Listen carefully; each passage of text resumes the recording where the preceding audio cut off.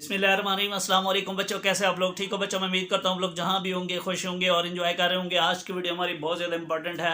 अगर आपको मेरी वीडियो अच्छी लगे तो मेरे चैनल को ज़रूर सब्सक्राइब कीजिएगा ताकि इस तरह की सारी अपडेट्स आपको मिलती रहें। बच्चों, आज की इस वीडियो के अंदर मैं आप लोगों के साथ जो फर्स्ट ईयर का मैथ है उसकी पेयरिंग स्कीम 2023 की शेयर करने लगा हूँ। आप पंजाब के किसी भी बोर्ड के स्टूडेंट हैं, आप इस स्कीम को फॉलो कर सकते हैं।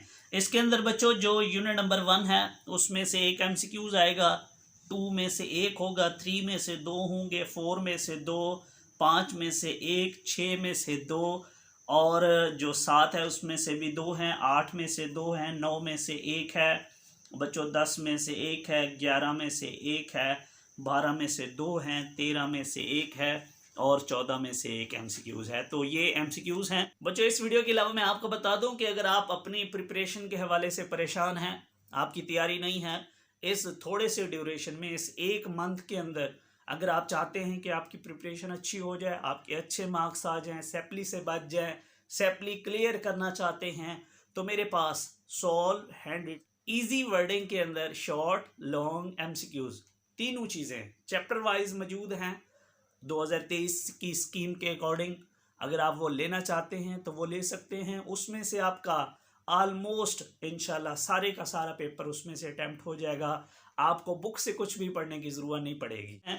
इसके बाद शॉर्ट क्वेश्चंस के लिए बच्चों आप लोग जानते हो कि आप लोगों के टोटल जो है वो 3 पेयर्स होते हैं, जिसमें एक के अंदर 12 में से 8 करने हैं, दूसरे में 12 में से 8 करने हैं, तीसरे के अंदर 13 में से 9 करने हैं। तो ये किन किन चैप्टर्स के होंगे ज़रा गौर से सुनिएगा और आपने खुद डिसाइड करना है कि किन चैप्टर्स को आपने छोड़ना है और किन चैप्टर्स को आपको करना है, जिसके करने से आपके मैक्सिमम मार्क्स आते हों और वो चैप्टर आपको आते भी हों।